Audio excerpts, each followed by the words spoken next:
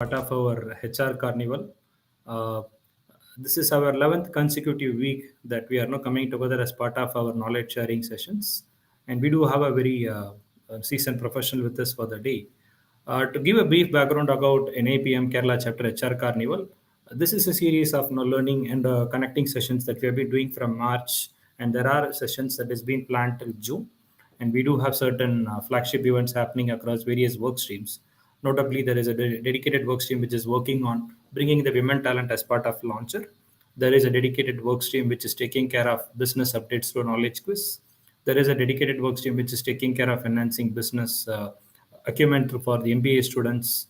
We will give you more insights as we hear up. We have dedicated work stream which is focusing on DA initiatives, how corporates can come and showcase their DA talents. And we are part of the audio rooms where we ensure that every week on Thursdays or Fridays, we try to bring in people who could share about some of the emerging HR practices. And happy to share that from the time we started in March to now, we have been doing it for the 11th consecutive week, and we do have sessions lined up in the next few weeks as well. So coming to the topic of the day, right? We all were fascinated by the Oscar award of Triple R, right? RRR, right? So that word RRR is very friendly, familiar for all of us. Today we thought we'll talk about what are the RRR that will help in a kind of a corporate life. So that's the topic that we have chosen for the day. To talk about that, we have an eminent person with us, Mr. Hariprasad Menon. We can happily call him Hari. That's what we have been doing as we were part of the organization since the last few weeks. To give a brief intro about Hariprasad Menon before we bring him onto the dais. Hari is a leadership coach and organization development consultant. He's based in India. He is the CEO of Leadership and Grid India based in Bangalore and partner of Grid International, which is one of the world's largest and foremost expert on organizational culture. Hari is a certified international coach. We call him PCC. PC is somebody who has close to 500 plus coaching experience. And he's also a Marshall Goldsmith certified coach. He's also a certified facilitator for well-being team roles.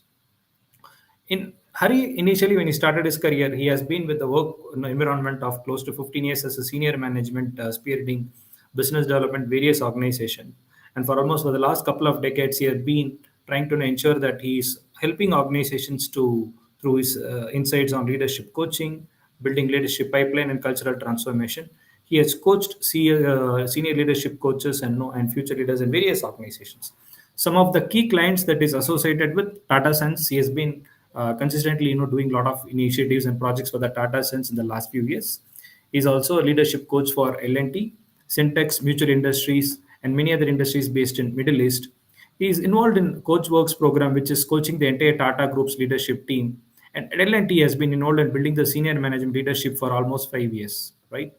Some of the key things that he's passionate about, wherever Hari is involved and associate with certain clients, he ensures that his work is now involved around three pillars. One, how can we ensure there is a strong culture that is built within the organization, which is important from an organization perspective, and how leaders can be built internally, right? Leaders are a key asset for any organization, as well as ensuring that the leaders are helping to create a spectacular teams.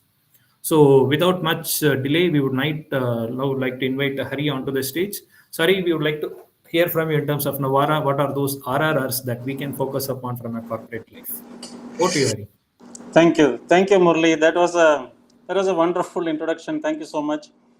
And yeah, the RRR of corporate life. Yeah, it's such a the word RRR suddenly became so popular in the last year and a half or so. But yeah, we've been dealing with the RRR of corporate life for the last. The concept itself has been around for a little over 60 years, and I have been involved with this for close to about 20 years. So let me just bring up. I don't have too many slides. I'm expecting this or wanting this to be as interactive as possible. I know we are on a digital medium, but feel free to throw up your questions, comments, whatever, and we'll try to deal with those questions as much as possible. Okay. So, what are all the the three R's of organizational life? Okay, When we talk about the 3 R's of organizational life, first let me ask you all a quick question, and you can just type out your answers, in the chat box. So let me ask you this, okay? Now let's assume that let's assume that a particular task needs about, let's say, 10 people. It needs 10 months to complete, and it needs, let's say, 10 crore of corpus or funds to do the job. Okay, let's say this is typically what happens. Now I'm going to give you two scenarios. Since most of you are business leaders, HR leaders, I'm going to give you two scenarios. One scenario is I'm going to double these resources. So you will get 20 people, 20 crores, and 20 months to do the job. The only caveat here is those 20 people, they will all be technically capable. They are all hard workers, and they are willing to obey the leader. Okay, they are willing to totally obey the leader. The only thing they don't have with them, they won't bring with them, is their own sense of ownership, enthusiasm, and commitment. Okay, so these resources, 20 of them, they are technically good, they are willing to work hard, they will obey the leader implicitly, but they don't bring with them their own sense of ownership, enthusiasm, and commitment. This is team number one. Now in team number two, I'm going to divide the entire thing by two, so I'll halve it. So instead of 10 people, you get 5 people. Instead of 10 months, you get 5 months, and instead of 10 crores, you get 5 crores. Okay, now here also the team members are technically competent, they are hardworking. Here the only difference is the team members here bring with them their own sense of ownership, enthusiasm, and commitment. Okay, so this is team 2. Now the question to you, very quickly, you can just put up your answers here. Which of these teams would you like to lead? Team 1 or team 2? Team 1, double the resources, no sense of ownership, enthusiasm, and commitment on their own, but they'll obey the leader. Team 2, committed resources, they are also technically competent, but they also bring with them their own sense of ownership, enthusiasm, and commitment, but only 5 people here have. Which of these teams would you like to lead? Very quickly, just put up your 1 or 2.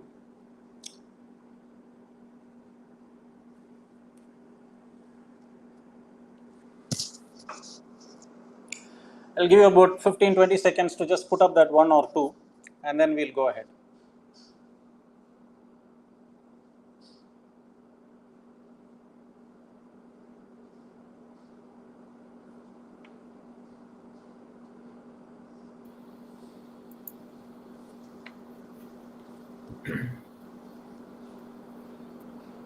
So, audience, if you could put your responses in the chat, that will be of great help. I've already had somebody saying team 2, somebody saying team 1, team 2.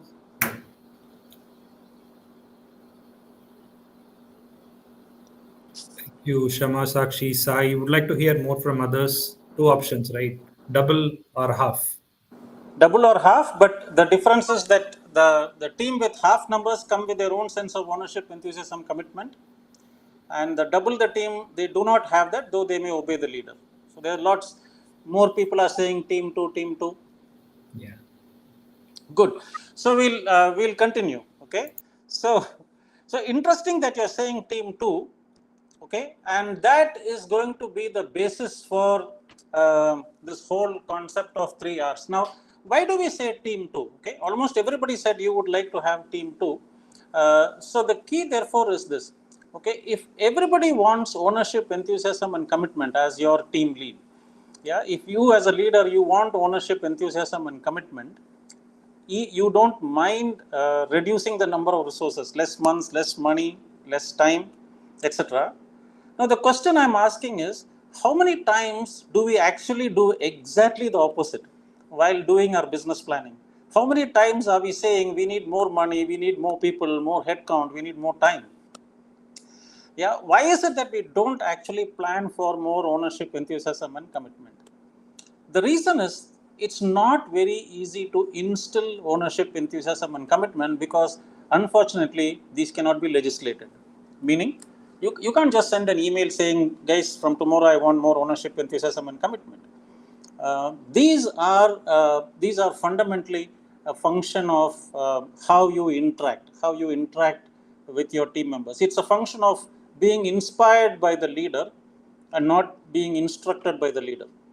Okay, and that is one of the reasons why why team leaders are willing to sacrifice the resources available to them, but they would want high people with a high ownership, enthusiasm and commitment. Okay, now that brings me to this whole concept of 3 R's. Okay, now how does the 3 R's come into play, and what are the 3 R's of organizational life? Okay, the 3 R's of organizational life that we define are R1, R2, and R3.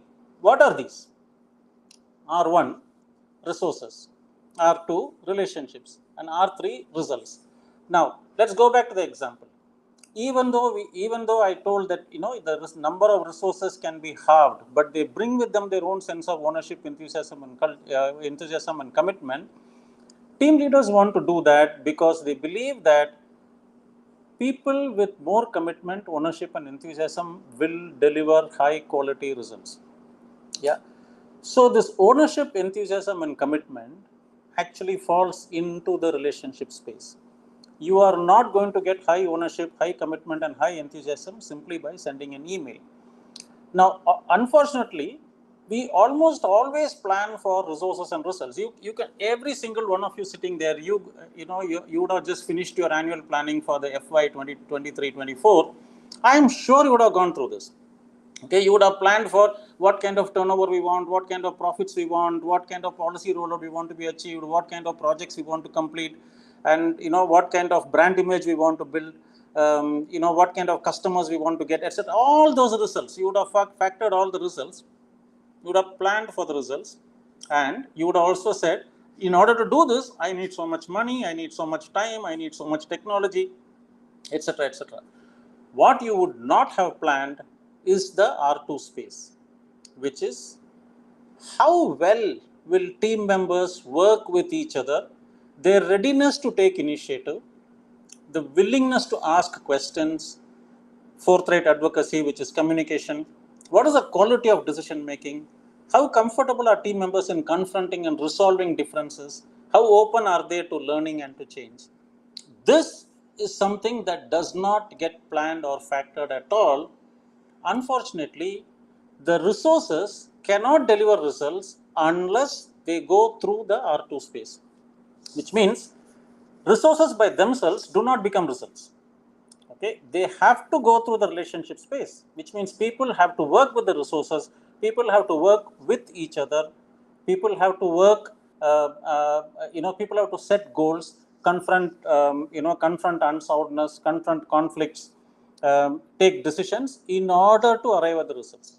And as you sit here, I'm sure you would have gone through, let's say, work day today.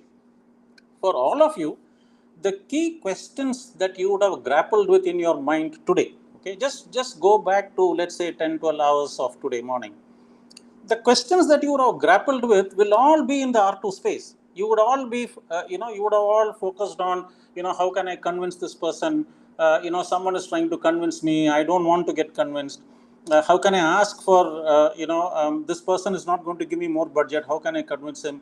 I don't like what this person is saying. How do I manage that person? This person is very crude. How do I manage? My boss is becoming unfair to me. How do I manage my boss? This is all what you would have done during the day. Not once you would have sat through and figured out, look, I have so much money, and this is the technology that I need, or the questions that you would have asked today would all be in the R2 space.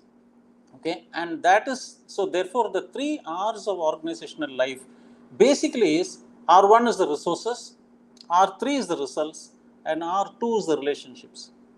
Now, unfortunately, we are so full of R1 and R3 in everything that we do.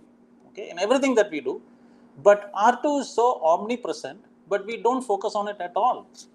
Okay, something very, very simple. Like, for example, you decide with your family, where do you want to go for dinner? Okay, now the R1 and the R3 are there, right? The R1 is your family members, R3 is the hotel or the restaurant.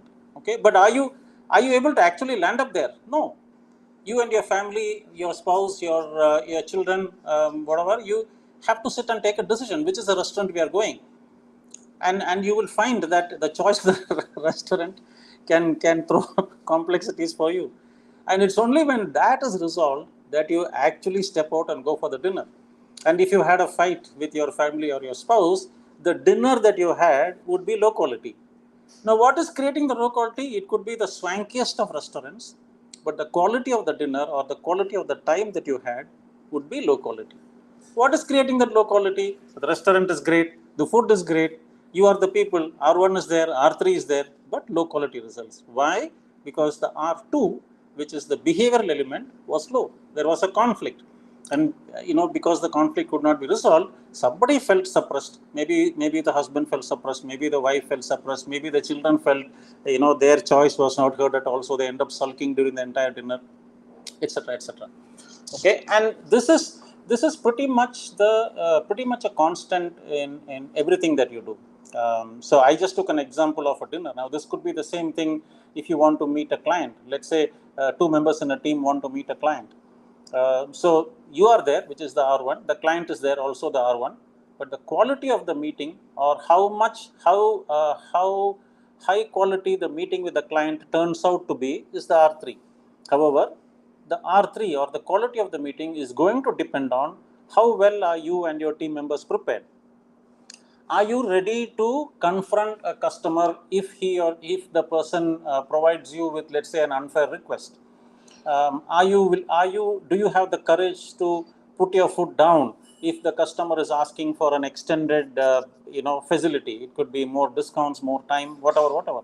Now that is again your R2, the quality of decision making, the willingness to ask questions, the willingness to resolve differences.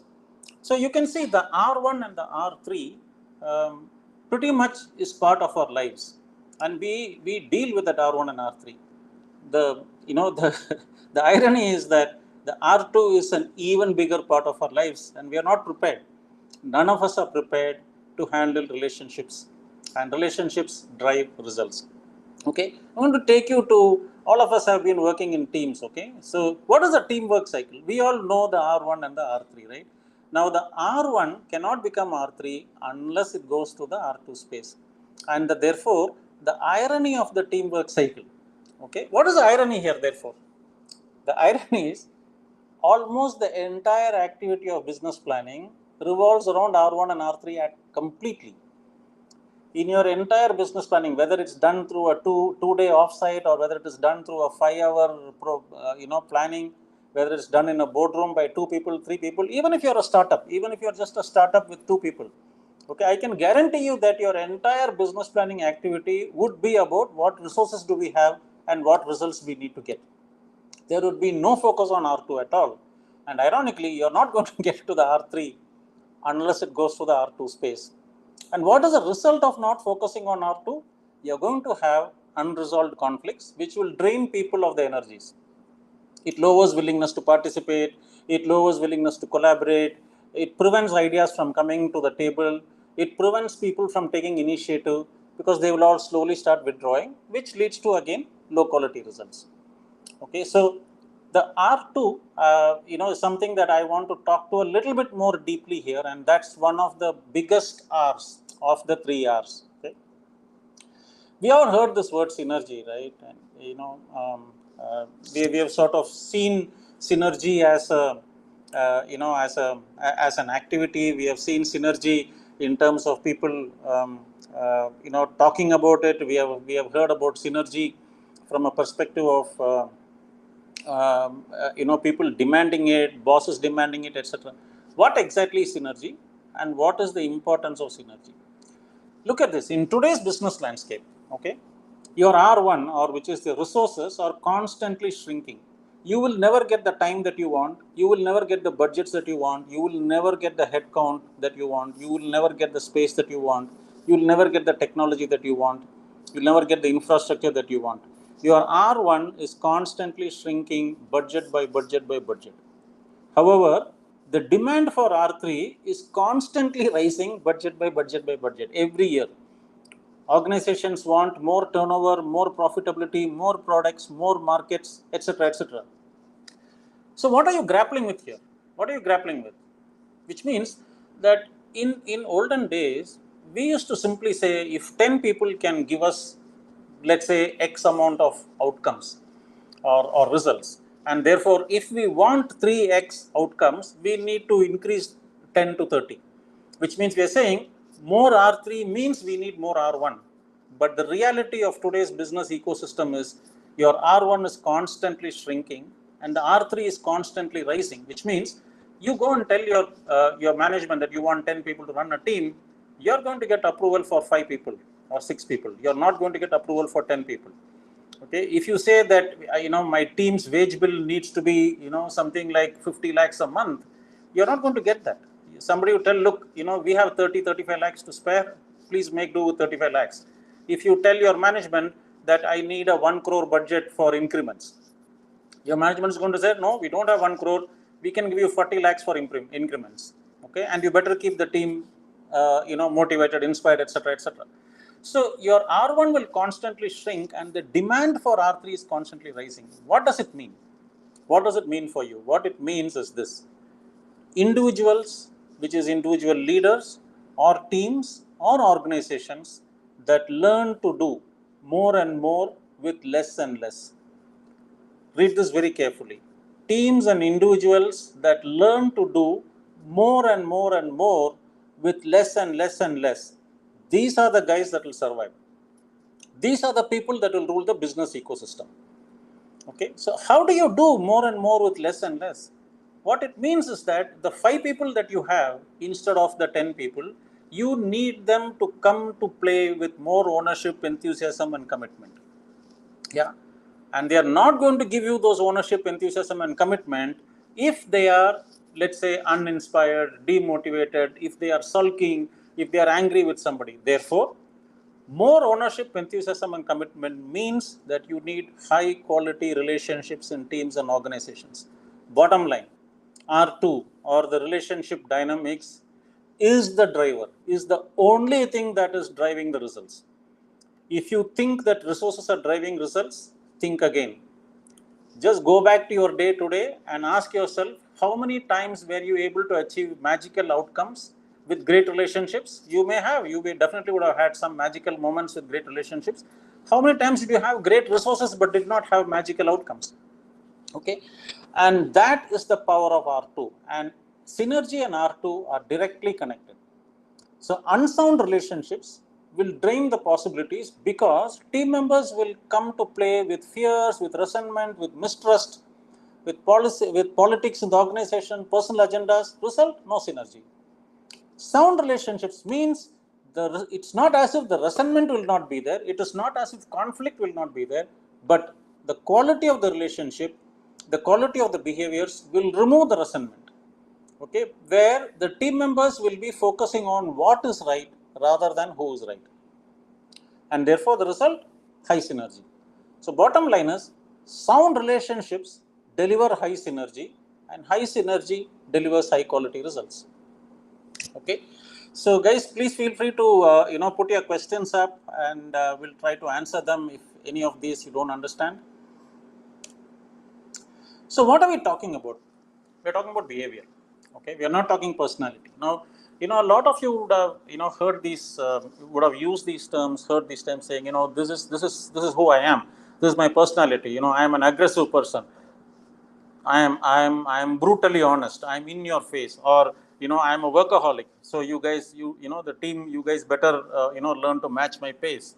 Or I'm a late riser. I don't mind sitting back late at night.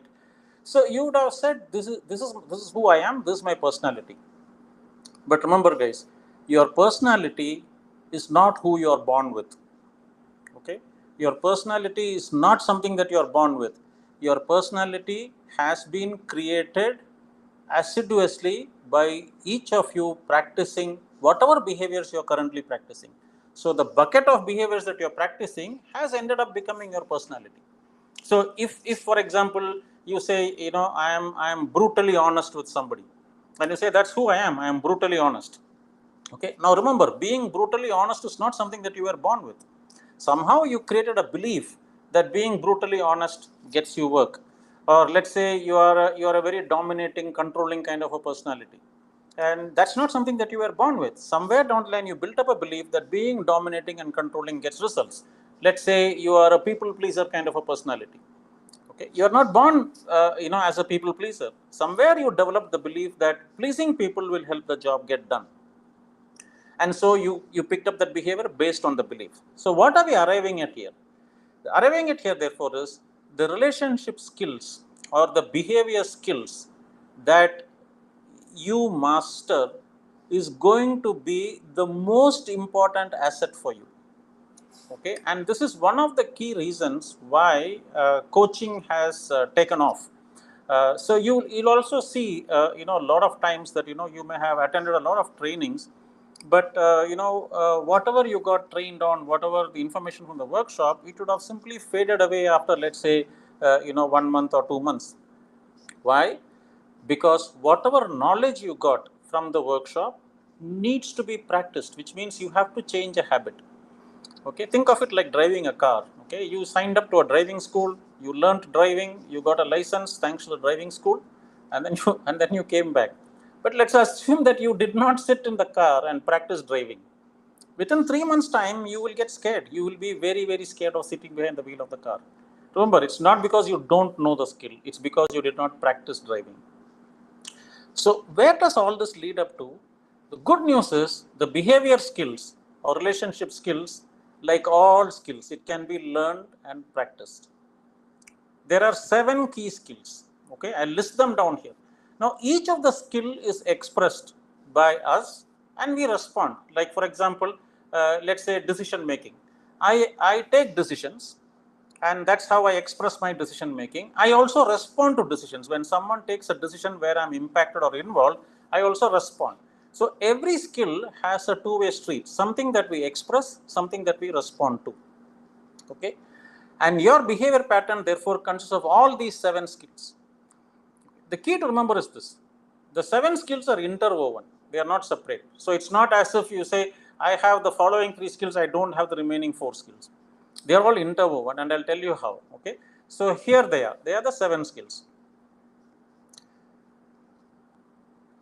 So 1, initiative, inquiry, advocacy, conflict resolution, decision making, critique, and resilience. Let me I'll spend a minute on each of these. Okay, now initiative. Okay, we all look at initiative as something that we do. Now initiative is everything that you do and everything that you don't do is initiative. Okay, for example, each of you took the initiative to land up in this program. Okay, you took initiative to land up in this program. Okay, some people would have taken the initiative to not land up at the program. Some of you took the initiative to type out your answer, when I asked you a question.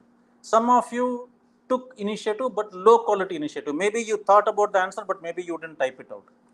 Okay, so initiative is something that we do or don't do, which means every email that you respond to, every phone call that you pick up, every phone call you don't pick up, every email you don't respond to, they are all initiatives. Okay, so the quality of the initiative will range from very, very low quality to very, very high quality. So obviously, the higher the quality of the initiative, the higher the quality of the results. Okay, second, inquiry. Inquiry is basically asking questions. Now we all ask questions, right? And we do this every day. We do this every day without even recognizing it. We all ask questions. However, the quality of the question will determine whether the person at the receiving end is going to shut up or open up. Okay. Now the quality of the question will get influenced by many things. It influenced by the words, it will influenced by the tone and tenor, it will influenced by your body language, etc., etc. For example, let's say somebody says, Hari, I'd like you to, I'd like you to do this thing for me. And I may simply be asking, why do you want me to do this thing for you? I can ask that question in many ways, right? So I simply, let's say I'm asking it in a very curious way. Hey, why do you want me to do this thing for you? What have you in mind? Now that will open up, that will allow the other person to open up. Okay, now I can ask the same thing in a more let's say domineering tone. Why do you want me to do this? Now this question will shut them up. Okay, now it will put people on the defensive when you are asking questions with an intention to provoke, okay, or when you are trying to investigate. People will shut up when you try to provoke or investigate. People will open up when you're trying to involve and you're trying to trigger curiosity.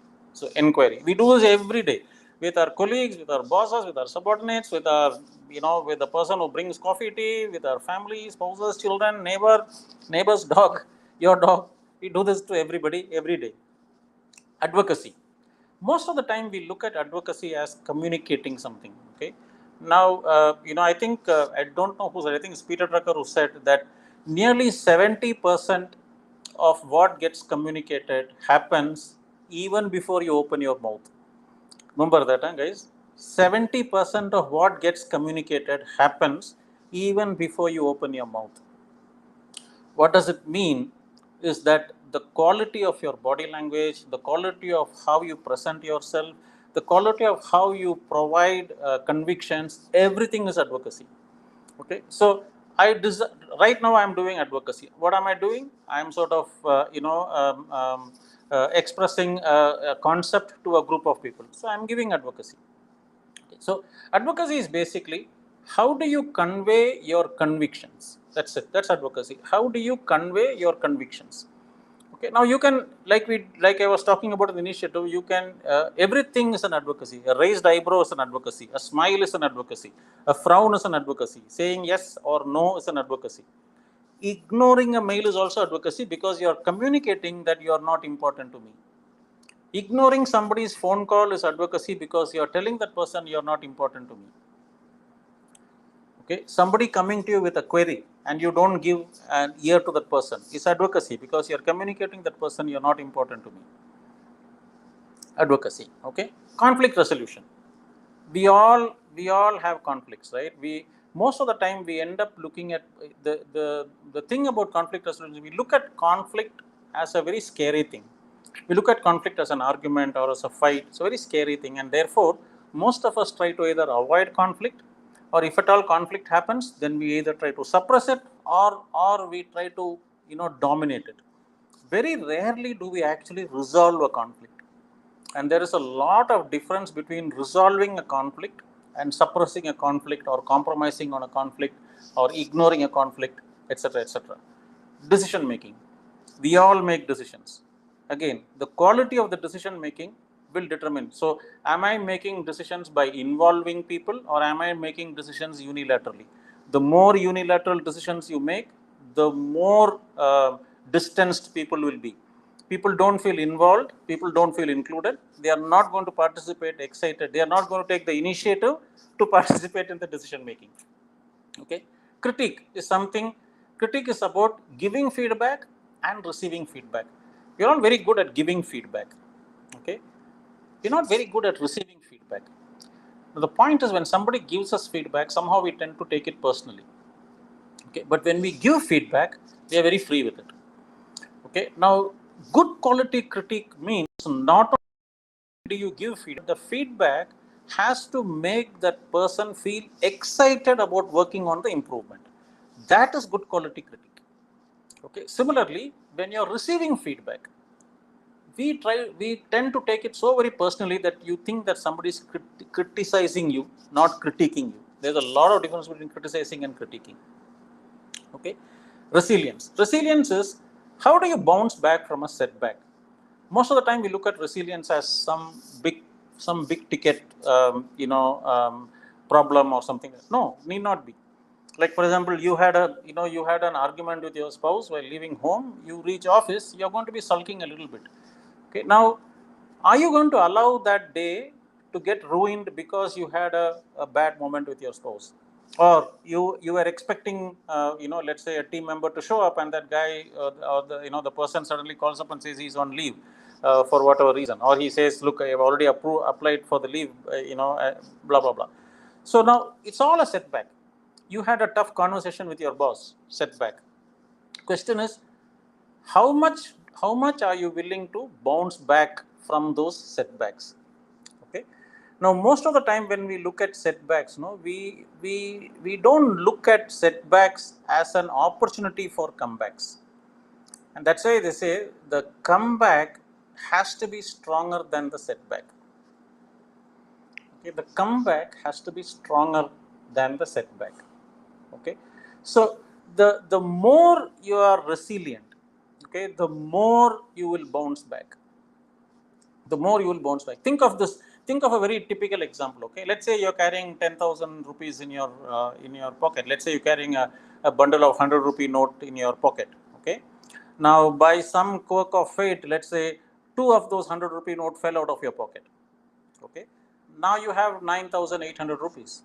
Now, are you going to throw away the 9,800 rupees simply because 200 rupees was lost? No, you will try to get the best out of the 9,800, right? Exactly the same thing with resilience. Okay, you have 8 hours of day ahead of you. Now, somebody screwed up 30 minutes of your day. Are you going to sulk for the remaining 7.5 hours, or are you going to make use of the 7.5 hours? Okay, now you will notice that all these 7 relationship skills, they will work hand in hand. There is no way. For example, you have to take the initiative to give critique. Okay, and when you give critique, you will have to use advocacy. Okay, you will have to take the initiative to take the decision in order to bounce back. Okay, during giving critique, you are using advocacy. And when somebody offers you critique, you will have to take the initiative to use inquiry to seek clarification. Okay, and while seeking clarification, you will be going through your own conflict. Should I ask, should I not ask, why is the person saying this, etc., etc. So all these 7 skills, okay, are intertwined, interwoven. Okay, now here is a challenge for you. Okay, I'm going to just throw a challenge for you, and you can type out your answers. The challenge is this: I want you to think of any activity that you do, okay, except when you are in deep sleep. Any activity that you do that does not fall under the 7 skills. Can you think of any activity that you do that does not fall in these 7 skills? You can just type yes or no, and if whoever wants to, be creative and type out whatever is the whatever the activity they think they are doing. Let's see. I'll give you 30-second pause to just type out. Do you think you can think of any activity that that does not fall in these 7 skills? Everything except when, let's say, when you're in deep sleep. Yeah, even when you go to bed, even when you get to sleep, yeah, you will have to take the initiative to take the decision to go to your bedroom and lie down. Okay, it's only when you fall asleep that it's involuntary. But yeah, I'll throw this open for 30 seconds to see if any of you are brave enough to say there are a few things that doesn't fall under these 3. Gossip. Yeah, you have to take the initiative to talk. So the gossip is actually part of advocacy, right? You're taking initiative to talk about somebody. You take the decision to gossip.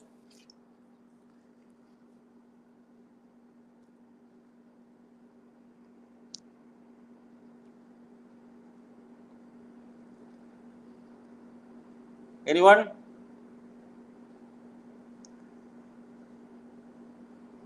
It's very difficult, right? Very difficult to think of whatever you're doing that doesn't fall under these 7 skills.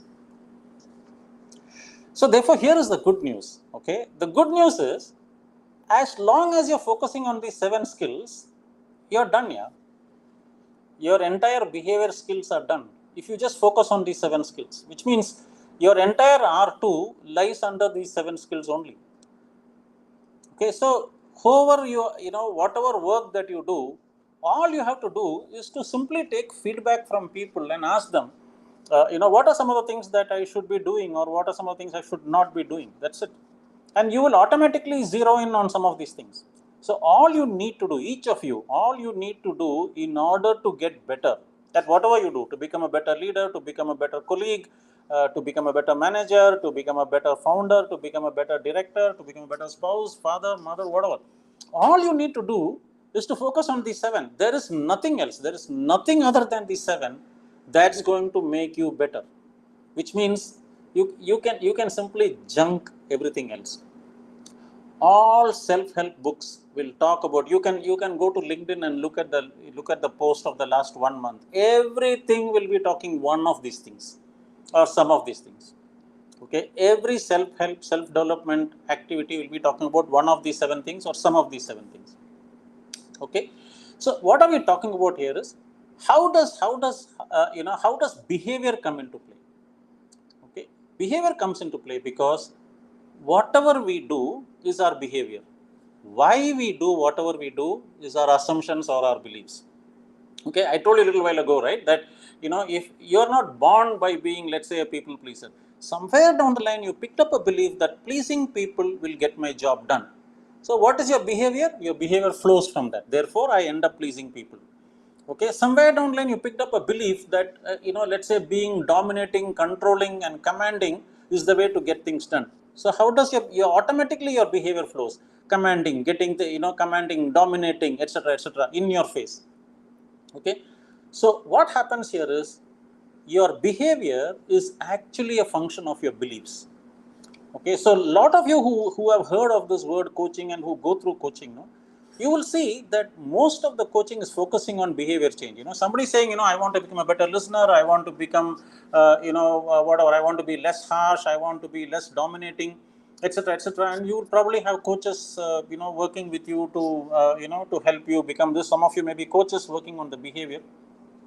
But here is what happens: you can't change behavior until you change beliefs. Okay, I'll say that again. You can't change behavior until you change beliefs. Okay, simple example. Let's say you have a habit of going to the airport very late. Okay, let's say you have a habit of catching a flight very late. Let's say you're proud of it, you've done it for the last 10 years, and people have been advising you, suggesting to you, man, this is dangerous, please add more time, please go early, and you're saying, no, no, no, I know how to do this. I'm a cat at it. I can do this. Yeah, so you keep going and you keep doing it. Yeah, why? Because your belief is that you have actually mastered it and you will be able to take a flight. Now, one day you miss a flight. Okay, that belief crashes. Automatically you will add 45 minutes to your travel time. Now remember, for 10 years people have been telling you to add 45 minutes to your travel time. Okay, which is change your behavior. You have not changed your behavior. One day you miss a flight, which is your own experience, automatically your behavior changes. Okay, somebody invites you for a conference starts at 9 o'clock, you walk in at 9:30, 9:45. You believe, no man, it's India, nothing starts on time here. Somebody say it starts at 9, it will start by 9:30, 9:45. Okay, that's your belief. So you land up 9:30, 9:45. You keep going for 10 years. One day you go to one conference that starts exactly at 9 and you're looking very embarrassed when you're walking in all alone, all eyes are on you. That day your behavior will change. Which means you can't change behavior until you change beliefs. Okay, and your beliefs are a function of your experience. So if you want to change your behavior, you have to go one level below behavior. You have to look at beliefs. Okay, so and as an individual, whatever is the behavior you are exhibiting which is giving you the results, if this behavior needs to change, you have to go below that behavior. You have to look at your attitudes and your beliefs. When your beliefs change, your behavior will change. Ditto with a team. Okay, a group of people who is a team, they work in a particular way, but let's assume they are not giving the results that they want, so they'll keep on working in a particular way or they'll change the way they work. But unless they change their beliefs, so at an individual level, we call it beliefs. At a team level, we call it team culture or team norms. At an organization level, we call it organization culture. So this whole this word, this fancy word that you hear called culture, which almost everyone is a culture consultant, is nothing but a collective set of beliefs and behaviors by a group of people. So at an individual level, we call it beliefs. At a team level, we call it team culture. At an organization level, we call it organization culture. That's it. Okay.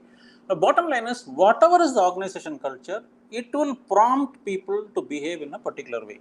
So, for example, if the organization rewards, let's say, numerical achievements. Let's say the guy with the highest sales or the most cost savings or the one who's one who stays late at office for every single day. Let's say the organization has a culture of rewarding so-called numerical high performers. Okay, now automatically the behavior of the team members will be in alignment with that, which means everybody will be trying to become a numerical high performer.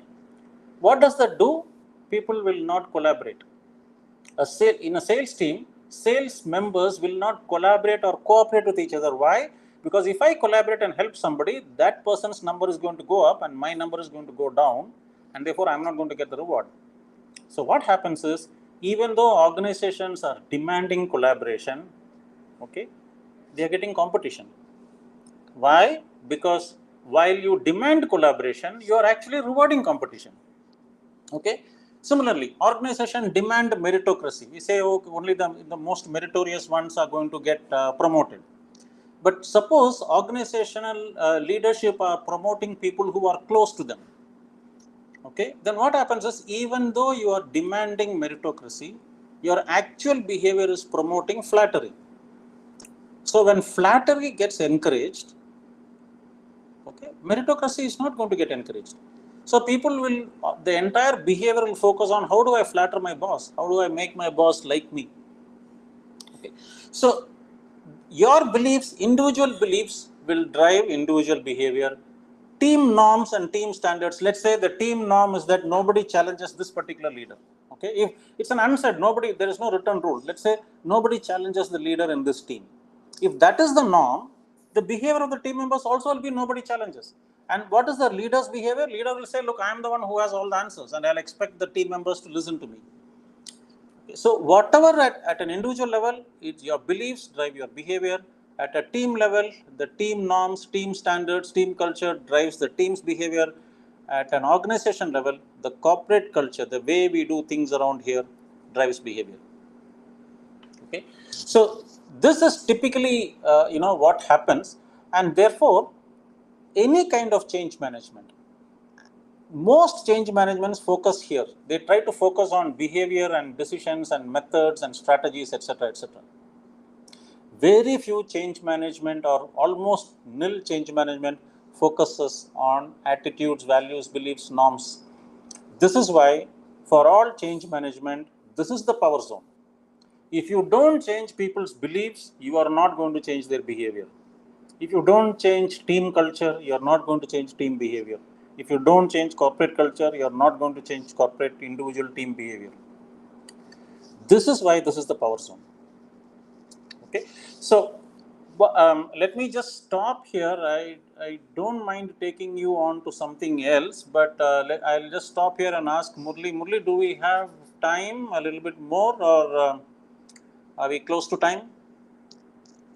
We have 10 more minutes, Hari. Maybe if you would like to take one or two questions, we can take it, or we can build it on Okay, the floor. okay. Let's take some questions, and and then whoever wants to know more can reach out to Murli or me offline, and sort of we can give you a little bit more on that. Sure, sure. We do see, some of the pre-submitted questions, but before that, I think, good to see that we have participants in multi social media forums. As we can see the comments and chats, we can see that the icon. We do have people who have joined us from LinkedIn, YouTube, Facebook, and good to see that we are going live in multiple forums. Great. Uh, there is a compliments coming in terms of how the session was insightful. One of the pre-submitted question, coming to the beliefs, what you just mentioned, Yeah. right? A question from Sweta Nimala is, well, beliefs are hardly wired around us, right? How does it actually change? Yeah. Hi, Shweta. Yeah, belief is hardly wired. If you think belief is not wired, right? Belief is actually wired, because how does it become a belief? Okay, let's say look at it like this. Okay, let's say that every time you are pleased with somebody, let's say every time you are pleased with a subordinate, okay, you pat them on the back, or you say you clap for them. Okay, let's say you do this every day. Every time you are happy with a subordinate, you clap or you pat them on the back. Every time you are happy, you pat them on the back. Okay, now this keeps going on for, let's say, 1 year continuously. Okay, now what would happen is, one of the days, okay, when you forget to tap your colleague on the back, even though you may be happy, okay, you just forget to tap. What happens? That person believes that my boss is angry with me.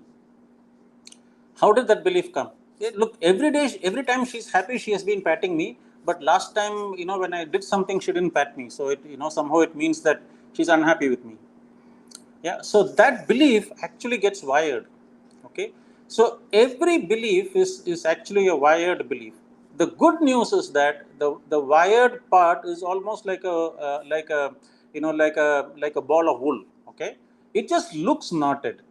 Okay, but it can be untied, it can be unwound, and that is why you are able to you work with a coach or you work with anybody. If they are able to have discussions with you around your beliefs. Why are you doing whatever you're doing? Okay, why do you not, for example, why do you, let's say you're not in the habit of challenging your boss, and you say, look, it's hurting me, I'm not challenging my boss. My boss gives me all kinds of nonsensical assignments. So if I'm working with you, I'll say, why are you not challenging your boss? You say, no, how do I challenge? I could lose my job. Now that's a belief, right? How did you build that belief? Possibly somewhere earlier in your innings, you challenged your boss, and your boss put you onto some nonsensical job, or maybe you lost your job, or maybe you got kicked around, or maybe you just got sent somewhere else unimportant. So over a period of time, you develop the belief that challenging the boss is bad news. Okay, so if I am a coach working with you, my question would be, have you got an actual experience of challenging this particular boss? How have you challenged the boss, and how did you build up this belief? Okay, so suddenly you'll realize that this belief is actually coming from something that happened maybe 20 years ago. Okay, and it just become a hardwired belief.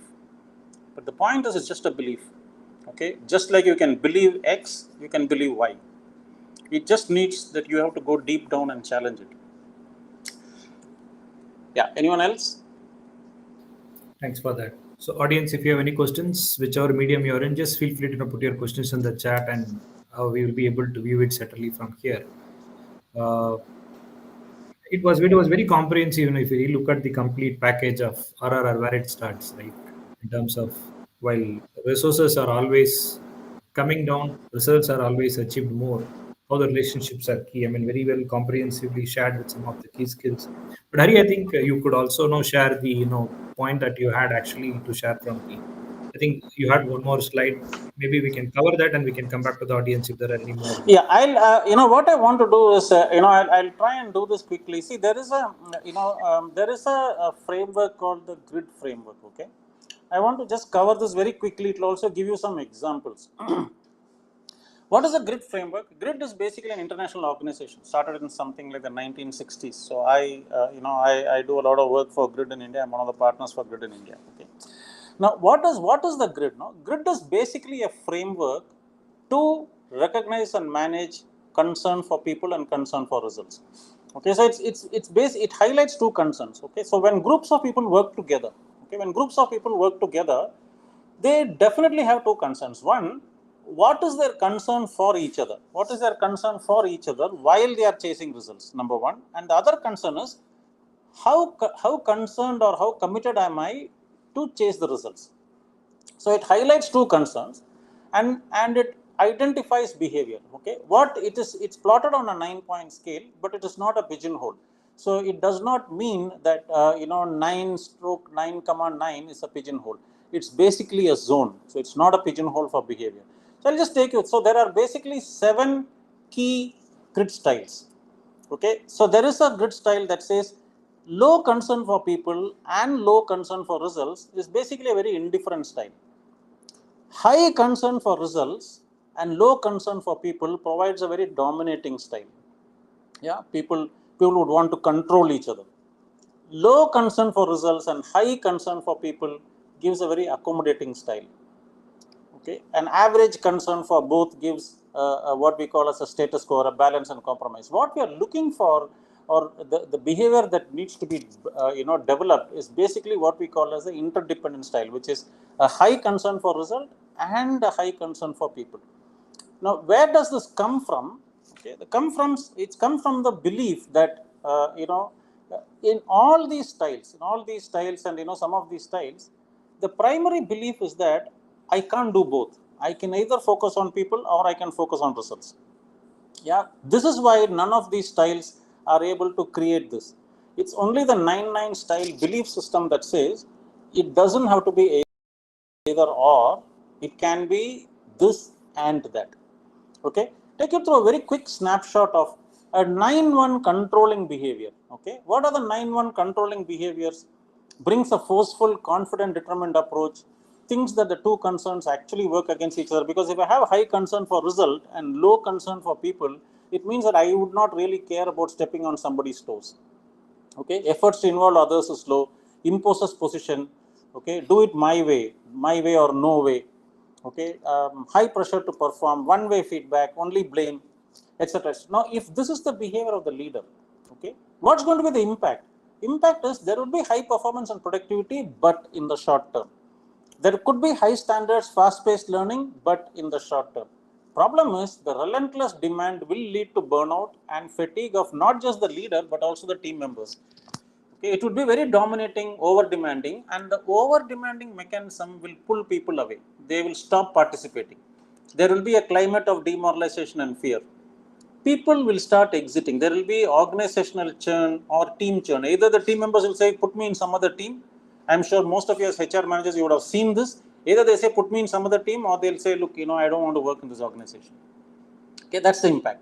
I'll take the opposite. The 1-9 is the accommodating behaviors. So care for personal relationships and high, feelings and concerns for each other. Very approachable, fun-loving, friendly. Focuses on personal feelings, not on work. Okay, the focus is always on how do I keep people happy, and if I keep people happy, great results will follow. So these 1-9 accommodating people, they struggle to say no. They struggle to say no because they believe that if I say no, it's almost like a conflict. And conflict is something where accommodating people find it very difficult to manage. They are constantly saying sorry. Some of you are probably already that now. Okay. The conflict is not resolved, but it is smoothed over, avoided.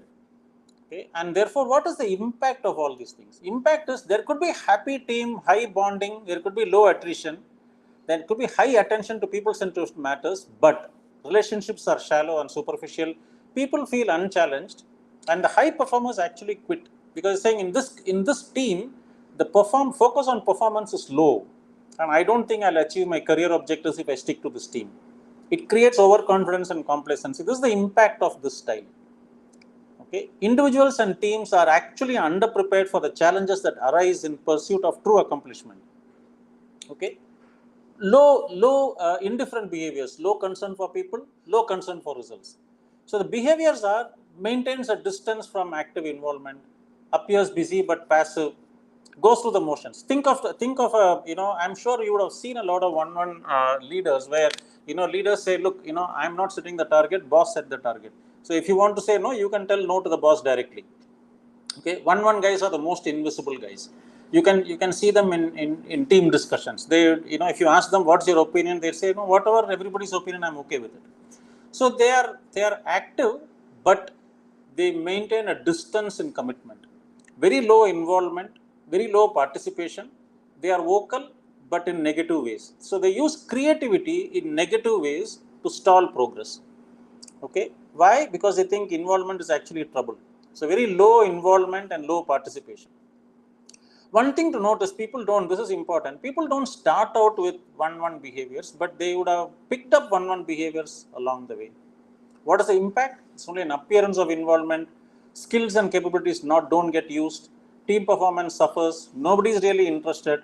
Everyone says, look, you can just hang in there. They could become the most invisible team. Okay, that's 1-1. Average behaviors, 5-5 behaviors.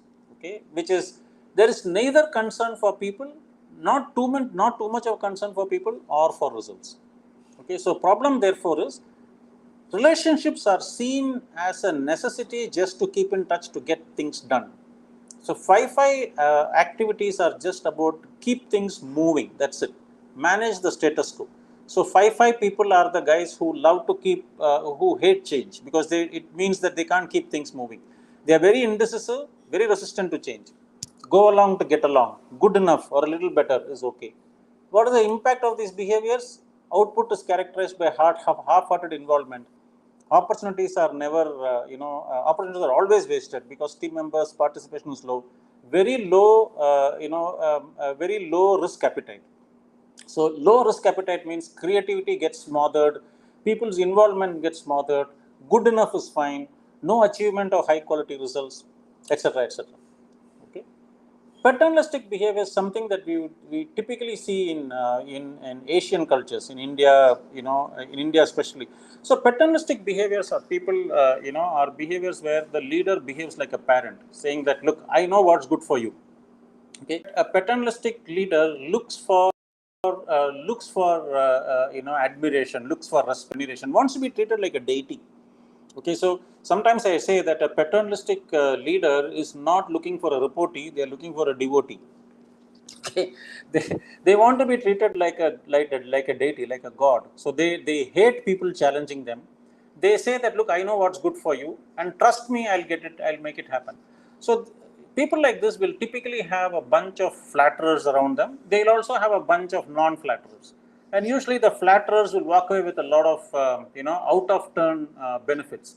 Like they get all the approvals, they get all the plum postings, they get extra vouchers approved, they get business expenses approved, etc., etc. So a leave can just be an absence, it doesn't get counted as leave, etc., etc.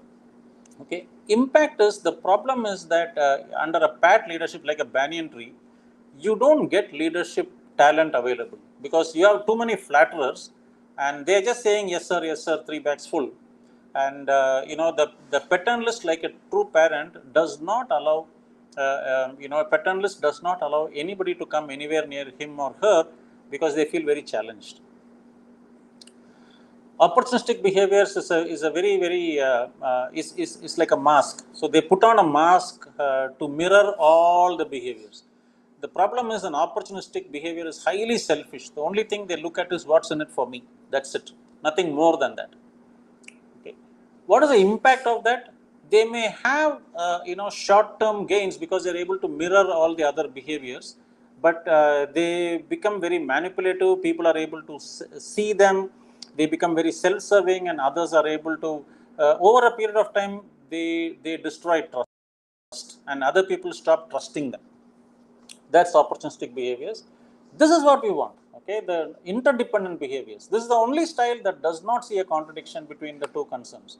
So what happens? The interdependent behaviors are very humble. They don't ask for help. They involve people. They focus on what is right rather than who is right. They see conflict as an opportunity to explore options. They don't see conflict as a problem. What's the impact? Because of this, there is a very high degree of contribution and commitment across team members. A starting point is always that the belief in possibilities. The decision making, because it is inclusive, team members get involved in the decision making, and because they are not afraid of conflict, because it is focused on a lot of mutual trust and respect, team members are able to challenge the boss also, and the boss welcomes the challenge. Okay, so this is the impact of 9-9 decision making.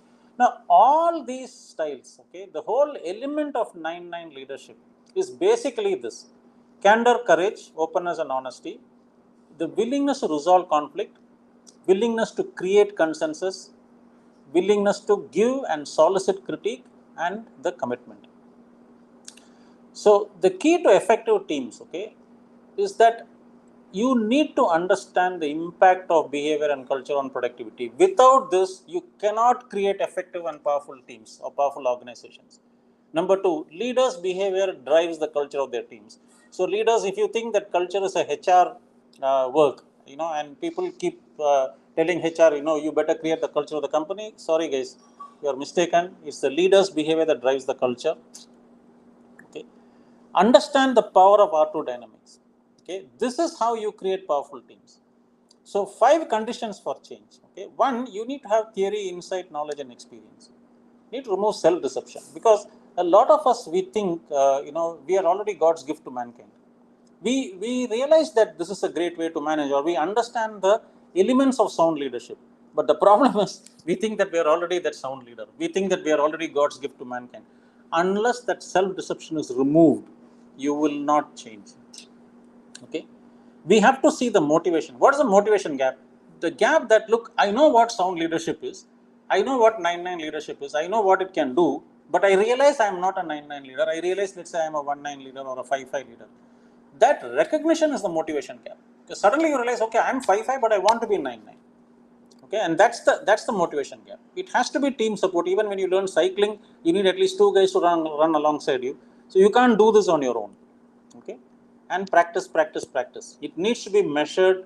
You need to be persistent at it, and you need to have commitment. Okay, 5 conditions for change. But what I did now was to quickly go through the grid framework, because the grid framework is actually a full-fledged framework for organization development. And whatever work I do, that Murli was saying in the introduction, with L&T, with Tata's, and with UAE, and a lot of other organizations, it's based on the grid framework. So there is leadership building, there is team building, there is culture building. There are tons of stuff that happens using the grid framework. What I did was to quickly give you an insight, so that you get something out of that. Okay, so that's pretty much the what I call is the power to change. Okay, so that's where we are. And Murli, I think we should be able to. Yeah, thanks for taking us through the grid framework also. We generally recognize the task versus relationship Yeah. manager, but putting it as a competency framework and telling who stands where. That was very insightful, as we really look at it. So, audience, if there are any one or two questions, perhaps we can. I know we have just crossed 9 o'clock, but if there are one or two questions, we are happy to take it. Uh, but if you look at it really in terms of the key summary and key takeaways, which we always believe is looking at the 3 R's, right? Well, we came in, maybe we came with that Oscar thinking of RRR, but it's about while our resources are minimized, our results are maximized. How do you ensure relationships and culture can be enhanced so that we're able to manage it well? That was the key takeaway. And Hari took us time to talk about uh, the 7 behaviors that will revolve. In fact, it was very challenging to see, is there any behavior that we won't do? Even while sleeping, we may do one of the behaviors. I was also Yeah, able to absolutely. Yeah. see. Somebody And somebody had mentioned, one of the things that you can't do is laziness. So yeah, I'm yeah. saying laziness is also a decision, isn't it? You decide that I'm not going to do this. I'm not going to get up and open the door, even if the doorbell rings. I Okay, was I'm not going to go looking. anywhere today. That's also the decision that you're Yeah. taking, isn't it? And the ABCs, that was another powerful concept and a key belief that if you have to really change our behavior, we need to address the beliefs, right? Beliefs, And yes, yes, absolutely, yes. there were many punch dialogues you did bring in. For the benefit of audience, we will definitely have the recording available in our social media platforms. Feel free to look at it. Uh, very, very interesting, some of the punch dialogue. Now, if you have to, your comeback should be stronger than the setbacks, what you have mentioned, right? And if you really address the behaviors, we should start with the beliefs, right? So, Yeah. audience, given that we are on top of hour, we will maybe pause for now.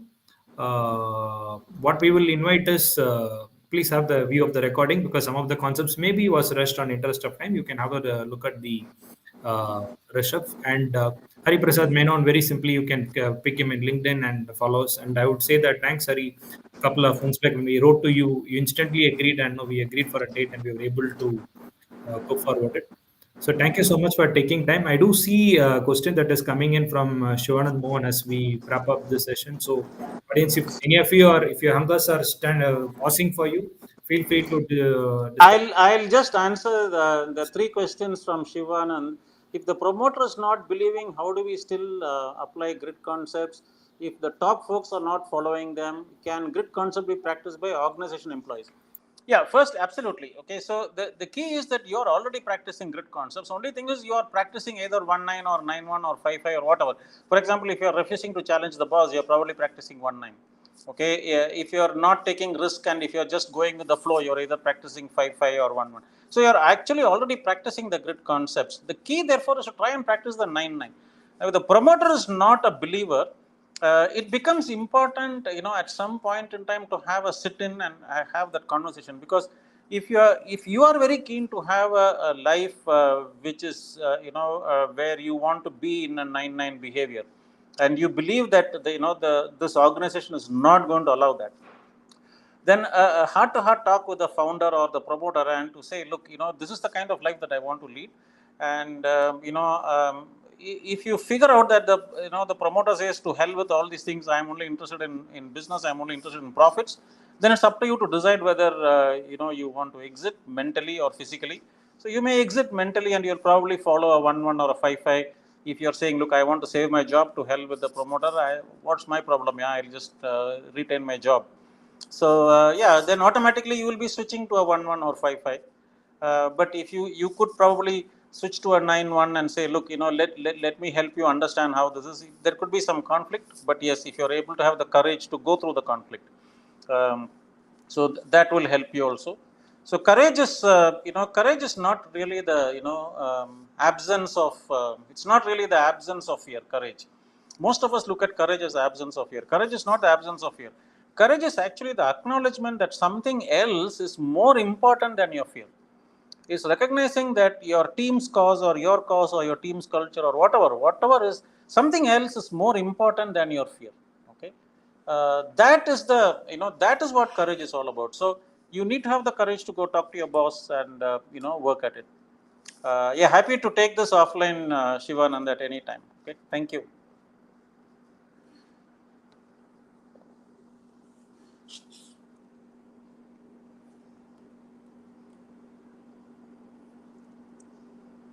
You're muting, I think. Murli, I think you're muted. I can't hear you. I was just saying that as we wrap up the session, key three simple ways. Let's take ownership, let's be enthusiastic, and let's take up commitment. So that's where we started the session, and I'm sure that the insight will be helpful. Thank you all for joining us. Stay connected for our ongoing audio sessions as part of the channel. Thank you all. Thank you all for being patient, and thank you, Murli, and thank you, Ajish. It was lovely to do this, and I mean, you can keep talking about this, but we have time. Yes. Our Thank you so pleasure. much, guys. Take care.